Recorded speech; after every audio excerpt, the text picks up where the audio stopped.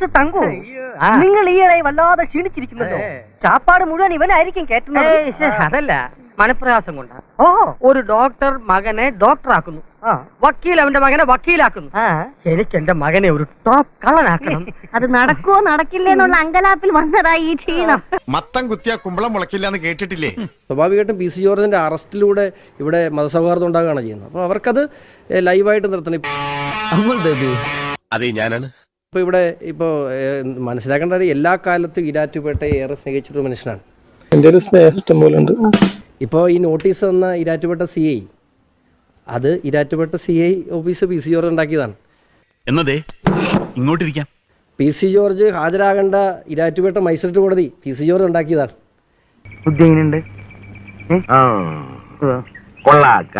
ഈരാറ്റുപേട്ടയിൽ ഇന്ന് കാണുന്നതെല്ലാം P C George ഉണ്ടാക്കിയതാണ്. എന്തിനാ ഈരാറ്റുപേട്ട മുനിസിപ്പൽ കമ്മിറ്റിയാണ് കേസ് കൊടുത്തിരിക്കുന്നത് അല്ലേ?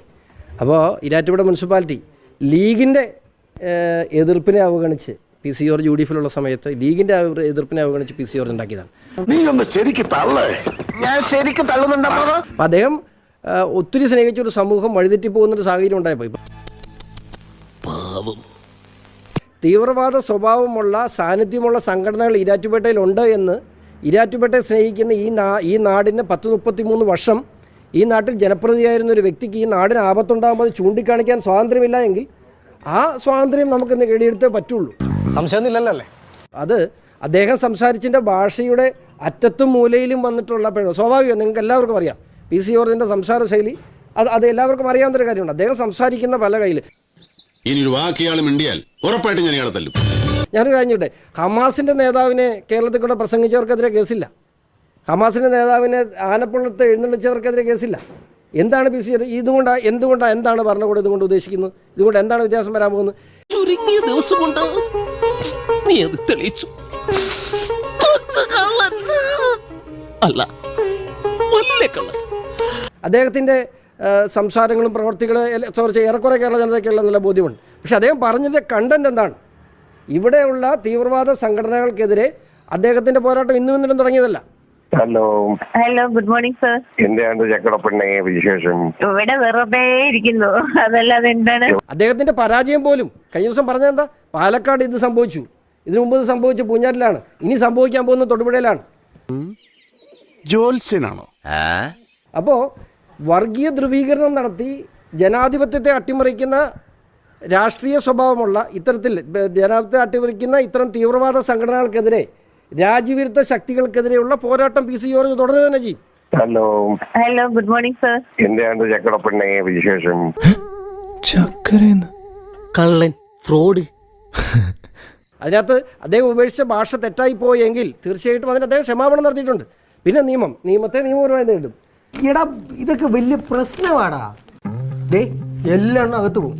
ഞാൻ പോവില്ല, നീയൊക്കെ പോകും, ഉണ്ണതിനും. പിന്നെ കോടതിയുടെ കമന്ററികളെ സംബന്ധിച്ച് അത്തരം കാര്യങ്ങളെ സംബന്ധിച്ച് എന്ത് ചെയ്യണം എന്നുള്ളത് പാർട്ടിയായിട്ട് ആലോചിച്ച് പിന്നീട് തീരുമാനിക്കും.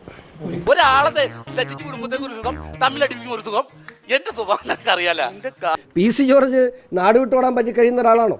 എങ്ങോട്ടേലും പോകാൻ കഴിയുന്ന ഒരാളാണോ? പലതവണ കോടതി പറഞ്ഞ ഒരു കാര്യം വീണ്ടും വീണ്ടും ആവർത്തിച്ചു എന്നൊരു കാര്യം കൂടി. തീവ്രവാദ സംഘടന എന്നുള്ളത് തീവ്രവാദ സംഘടന എന്നല്ലാത്ത KCYM എന്ന് പറഞ്ഞാൽ പറ്റുമോ? ഇല്ലല്ലോ.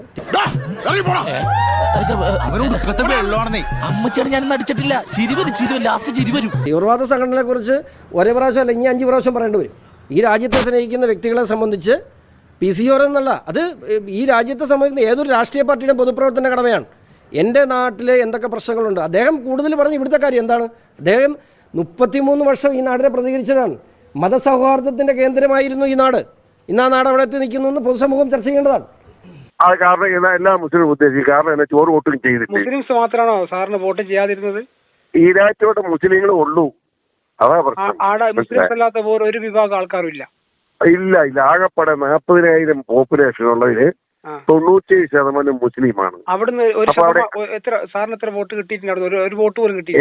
എനിക്ക് എവിടെ നിന്ന് കിട്ടിയ വോട്ട് ഈ രാജ്യത്തോടെ മുനിസിപ്പാലിറ്റി എനിക്ക് കിട്ടിയിട്ട് 1000 താഴെ. തളരരുത് രാമൻകുട്ടി, തളരരുത്. കലാകാരനല്ലാത്തവരെ സമൂഹം അംഗീകരിക്കില്ല. ഒരു കാര്യം തീർത്തു പറയാം, ഇപ്പോൾ അദ്ദേഹം പറഞ്ഞ വാക്കുകളിൽ മതസ്പർദ്ധ വന്നിട്ടുണ്ടോ? അതിൻ്റെ പേരിൽ എവിടെയെങ്കിലും ഈ നിമിഷം വരെ എവിടെയെങ്കിലും അത് മതസ്പർദ്ധ ഉണ്ടായതായിട്ട് നിങ്ങൾക്ക് ആർക്കെങ്കിലും കഴിയാൻ കഴിയും? ഒരിടത്തും ഉണ്ടായിട്ടില്ല. ഞാൻ വിശ്വസിച്ചു. അപ്പോഴേ രണ്ടിനെയും പൊക്കി അകത്ത്